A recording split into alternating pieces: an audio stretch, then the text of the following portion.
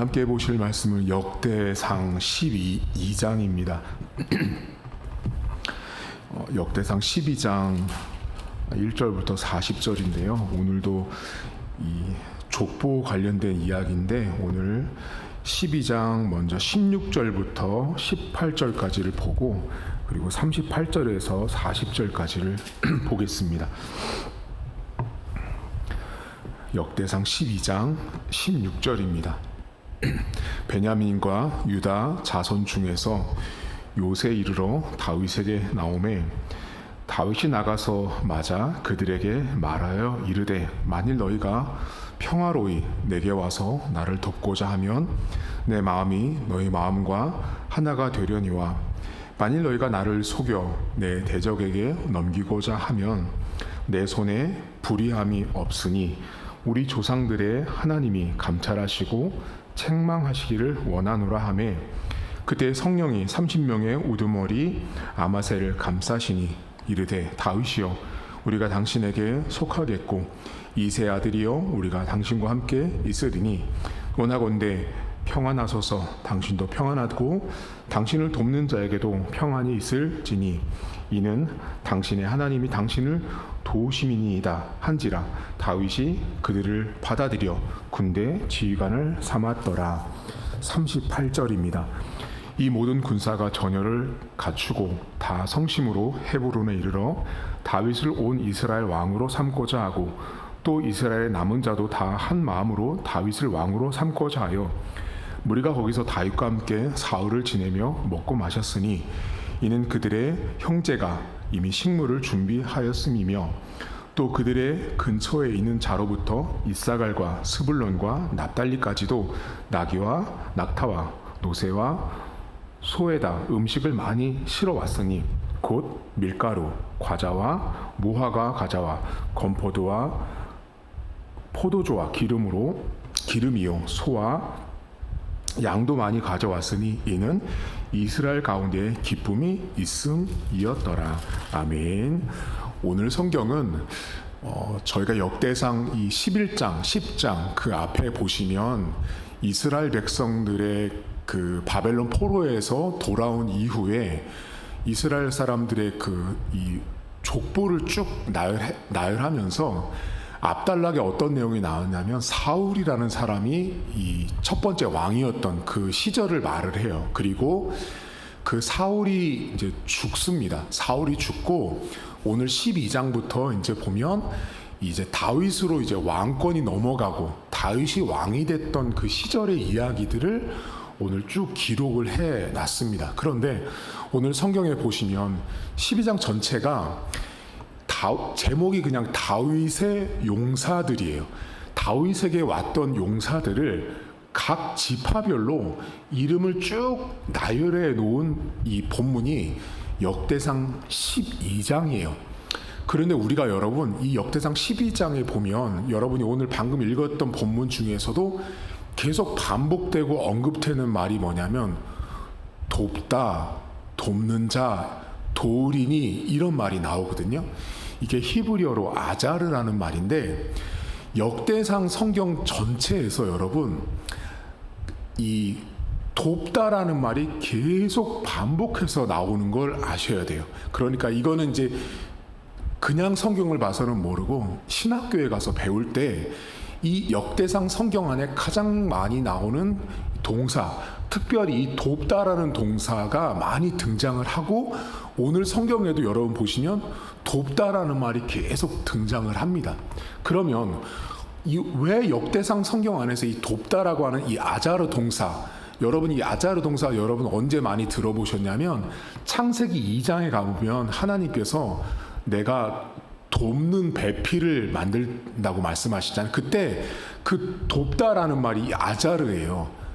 부부간에 서로 돕는 거 있잖아요, 여러분. 그 돕는 배필할 때 돕다라는 말이 아자르인데 이 역대상 안에 돕다라는 말이 그렇게 많이 나온다고요. 그러면 역대상 성경 안에서 여러분 1장부터 오늘 12장인데 역대상 1장부터 12장 앞에까지 보면 가장 많이 여러분이 보신 게 뭐냐면 사람 이름이에요. 사람 이름이 엄청 많이 나오고요. 그 사람 이름과 더불어서 각 이름이 갖고 있는 어떤 능력, 그리고 어제는 용사, 이런 표현들이 많이 나와요. 그러니까 사람이 많이 나오는데 그 사람이 갖고 있는 능력은 출중했다. 그 이야기가 역대상 전반에 다 깔려 있어요. 근데 사람도 많고 능력도 출중하고 재능도 많은 사람들이 다윗 옆에 많이 있었어요. 그런데 돕다라는 말이 많이 나오는 것은 이 성경 전체가 단 하나의 매우 중요한 신학적인 큰 뼈대를 말해주는데, 그것이 뭐냐면 아무리 족보에 수많은 사람의 이름이 등장하고 아무리 그 수많은 사람의 능력이 출중해도 도움은 하나님이 주시는 것을 말하고 싶은 거예요. 그러니까 역대상 성경 안에 족보 이야기가 엄청 많이 나오거든요. 사람 이야기가. 근데 하나님이 하시는 일이라는 것은 다윗, 여기 오늘 12장도 다윗 옆에 용사들이 많았단 말이에요. 이 본문을 잘 보시면 전쟁하는 능력이 아주 대단한 사람들이에요. 그 사람들이 다윗 옆에 있었는데 본문에 뭐라고 말하냐면 돕고 있는, 도우시는 하나님을 말하고 있다라는 거예요. 그러니까 역대상 성경을 보면서 여러분이 먼저 하나 기억할 게 있어요. 하나님이라는 분은 아무리 족보의 사람과 그 역사를 만들어 가셨지만 사람의 많고 적음으로, 또는 능력이 많고 적음으로 하나님의 일들을 이루어가는 게 아니라는 걸 이 역대상 성경이 알려주고 있다는 걸 보셔야 돼요. 오늘 본문도 보면 다윗에게 되게 능력 있는 사람들이 많이 붙어 있단 말이에요. 그런데 그 사람들에게 실제적으로 누가 돕게 했냐죠. 누가? 하나님이 돕게 했다라는 거예요. 여기 여러분 증거가 하나 있는데요. 어디 보시냐면 12장 18절을 보시겠어요? 여기 12장 18절에 보면 참 놀라운 말이 나오거든요. 이런 말이 나와요. 그때 성령이 30명의 우두머리 아마새를 감싸시니 이르되 다윗이여 우리가 당신에게 속하겠고 이새의 아들이여 우리가 당신과 함께 있으리니 원하건대 평안하소서. 당신도 평안하고 당신을 여기 아자르 돕는 자에게도 평안이 있을지니 이는 당신의 하나님이 당신을 도우심, 또 아자르가 나 도우심이니이다 한지라. 다윗이 그들을 받아들여 군대 지휘관으로 삼지요. 여기 여러분 뭐가 등장하냐면 성령이 사람을 감쌌다라고 나오죠. 자, 그러니까 다윗 옆에 대단한 사람들이 많이 있었는데 그 대단한 사람들을 하나님이 감동하고 사용하고 축복하고 있다라는 걸 오늘 본문이 말하는 거예요. 그러니까 능력 많은 사람들이 중요한 게 아니라 사람에게 하나님이 임재하시고 그 사람을 쓰시는 하나님이 결국은 다윗이라는 사람 옆에 하나님의 방법으로 사람을 돕게 하셨다라는 거예요. 여러분, 교회라는 곳은요, 사람이 하는 것 같지만 그게 아니고 하나님이 각자 사람에게 성령으로 감동하시고 일하셔서 우리 교회가, 제가, 여러분이 함께 있다라는 걸 잊지 않으셔야 돼요. 하나님은 다윗에게 사람을 붙일 때 그 30명 가운데 우두머리인 한 사람에게 성령으로 감동하시고 성령으로 역사하셔서 다윗을 돕는 장수로 만들어 가셨다라는 거예요. 여러분, 하나님이 분명히 돕고 계시거든요.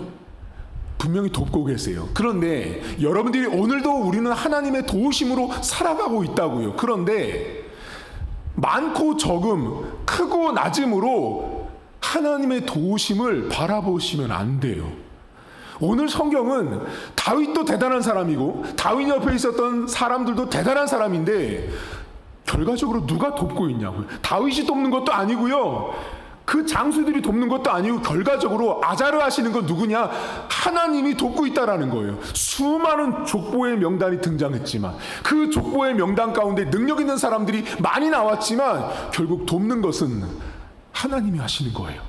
여러분, 오늘도 저를 돕고 여러분을 돕고 우리 교회를 돕는 것은, 여러분의 가정과 일터와 사업장을 돕는 것은 여러분이 출중해서가 아니에요. 여러분의 주변에 인맥이 좋아서도 아니에요. 내가 좋은 학교를 나와서도 아닌 거예요. 하나님의 백성은 나를 아자르 하시는 것은 사람이 아니라, 숫자가 아니라, 경험이 아니라, 재능이 아니라 하나님이 나를 돕는다. 여러분 아까 그랬잖아요. 돕는 배필. 만약에 하나님과 제가 성경에 나오잖아요, 여러분. 신랑과 신부로 우리를 하나님과의 관계를 빗대잖아요. 그럼 하나님이 오늘도 우리를 남편처럼 아내처럼 우리에게 돕는 자로 계시다라는 걸 역대상 성경이 알려주고 있다라는 거예요. 오늘도 하나님의 도우심을 바라보십시오. 하나님이 그렇게 우리를 돕습니다. 그런데 여러분 이 성경에 참으로 놀라운 이 기록이 담겨 있는데 어디 보시냐면 38절부터 보시겠어요? 12장 38절 맨 끝절인데 여기 이제 다윗의 용사들이 쭉 등장한 다음에 이 군사가 전열을 갖추고 사람들이 다윗 앞에 나오는 모습이 나오거든요. 40절 한번 보세요. 또 그들의 근처에 사는 자로부터 이사갈, 스불론, 납달리까지 나귀, 낙타, 노새, 소, 음식, 밀가루, 무화과, 건포도, 포도주, 소, 양 다 가져와요. 근데 맨 끝절에 뭐라고? 이스라엘 가운데 기쁨이 있었다라고 나오죠. 자, 그러니까 지금 이 본문을 잘 보시면 하나님의 도우심으로 이스라엘 백성들을 하나님이 인도하셨고 그 도우심 가운데 사람을 하나님이 사용하시는데 다윗 옆에 많은 사람들을 붙이셨는데 사람들 안에 무슨 마음이 있었냐면 기쁨이 있었다고 말해요. 근데 기쁨이 있었던 모습들에 이들의 그 기쁨의 이 표현이 뭐였냐면 먹을 거, 쓸 거 다 챙겨오는 모습이에요, 여러분. 여러분 우리가 신앙생활하면서 여러분 안에 우리 교회 안에 기쁨이 없잖아요. 여러분 안에 기쁨이 없으면 과자 하나도 가져올 수 없다라는 거 아세요? 내 안에 기쁨이 없으면, 내 안에 감사가 없으면 내가 주의 백성들을 위해서, 주의 교회를 위해서 뭔가를 가져올 수 없다라는 거예요. 지금 다윗과 다윗의 백성들의 모습을 가만히 보시면 이 사람들의 그 기쁨의 모습이 가득했는데 그 모습이 뭐로 나타나냐면 소도 가져오고요, 양도 가져와요. 여러분 여기 본문에 낙타 가져오죠. 낙타도 가져오고 노새도 가져오잖아요. 낙이 낙타. 여러분 이 낙타는요 오늘날로 말하면 쉽게 이해드리면 지금으로 치면 뭐 벤츠, 제네시스 차 가져온 거예요. 차. 무슨 말씀 이해가시죠? 가장 좋은 것을 다 가져온 거예요. 다 여러분. 왜 그렇게 했어요? 그게 고가라서요? 아니 기쁨이라고요. 기쁨. 그 백성들 안에 기쁨이 있는 거예요. 하나님께서 하시는 일이, 하나님이 그 다윗과 다윗의 나라를 만들어 갈 때 지도자들의 마음과 백성들의 마음 가운데 하나님이 성령께서 역사하셔서 기쁨이 충만하고 가득해지도록 만들어 가신 거예요. 기쁨이 있으니까 헌신하고 싶은 거예요. 기쁨이 있으니까 떡 하나라도, 음료 하나라도 교회를 위해서, 성도를 위해서 가져오고 싶은 거예요, 여러분. 근데 여러분 여기서 우리가 신앙생활하는 사람 가운데 기쁨이, 내가 보고 싶은 기쁨을 찾는 사람들이 있어요. 근데 하나님이 주신 기쁨으로 어쩔 수 없이 해야 되는 그 기쁨이 충만한 사람들이 있다라는 거죠. 내가 보고 싶은 기쁨을 찾는 사람들은요 반드시 누군가에게 인정을 받아야 합니다. 뭐를 하고도 내 기쁨을 만족시키기 위해서 사람들이 알아봐 줘야 하는 거예요. 그 기쁨은요 하나님의 기쁨과 전혀 상관없습니다. 하나님이 주신 기쁨은요 내가 죽어도 새까맣게 잊어버립니다. 제가 지금까지 목회를 하면서 저를 도왔던 분들이 엄청나게 많아요.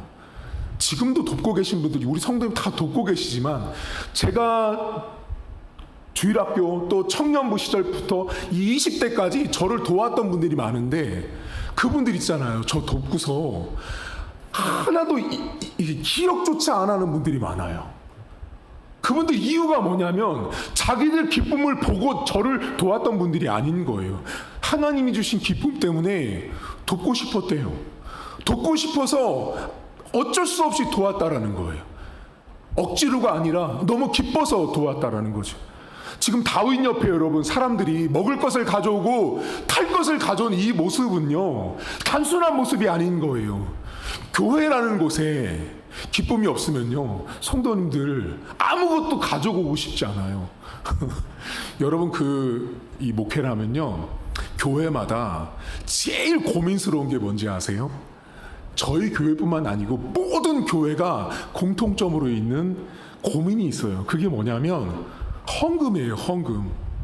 헌금이 많다 적다, 많이 한다 안 한다, 이것 때문에 고민을 엄청 하시거든요. 근데 되게 특이한 교회가 있어요. 어떤 교회는요, 목사님이 매주마다 헌금 얘기를 한대요. 그래서 새가족이 왔다가 목사님이 헌금 얘기해서 시험 들어서 교회를 안 나오시는 분도 있어요. 이런 교회 많아요. 근데 어떤 교회는 헌금 얘기를 하나도 안 한대요. 목사님이 헌금 얘기를 안 해요. 근데 신기한 일이 벌어져요.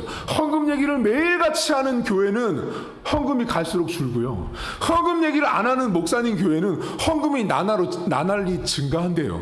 왜 그랬냐? 그래서 그 교회를 이렇게 연구를 해봤더니 헌금을 하는 교회들의 성도들의 마음에 기쁨이 있더래요. 그 기쁨이, 그 성도들도 자기들도 왜 기쁜지 모른대요. 그냥 교회 오면 기쁘고요, 설교 들으면 기쁘고요, 예배 드리면 기쁘대요. 그냥 그 기쁨을 그냥 내가 교회 올 때 집에 있었던 고구마 하나, 감자 하나 가지고 나오는 거예요. 여러분 삶에 하나님이 주신 기쁨을 누리십시오. 여러분, 오늘 성경에 다윗 옆에 하나님이 용사를 많이 붙이셨습니다. 사람을 많이 붙이셨는데 하나님이 사람이 많고 적음, 능력이 많고 적음, 돈이 많고 적음이 아니라, 좋은 학교를 나오고 안 나오고의 문제가 아니라 하나님이 아자르 하셨다는 걸 잊지 않으셔야 돼요. 하나님이 도우셔야 되는 거예요. 하나님이 규모와 상관없이 당신의 교회, 당신의 백성들을 돕고 있는 성경을 이 다윗의 용사들을 통해서 보실 수 있어야 돼요. 그리고 하나님이 사람을 사용하실 때 심령마다 성령으로 감싸세요. 그렇게 성령으로 역사하시고 감동하셔야 그 사람들 안에 기쁨이 있는 거예요. 사람이 줄 수 없는 기쁨인 거죠. 여러분, 만약에 제가 여러분들을 기쁘게 하려고 매일같이 노력한다고 할 때 전 못해요. 여러분, 못해요. 사람이 사람을 기쁘게 하는 건요, 한계가 있다고요. 언제까지 기쁘게 할 건데? 뭐로요? 못한다고요. 하나님이 주시는 기쁨이 있어야 교회 올 때도 기쁘고요, 예배를 드려도 기쁘고요, 헌금을 해도 기쁘고요, 사탕 하나를 가져와도 기쁜 거예요. 지금 다윗 옆에 있었던 수많은 사람들의 그 기쁨의 표현은 과자 가져오잖아요. 과자, 여러분.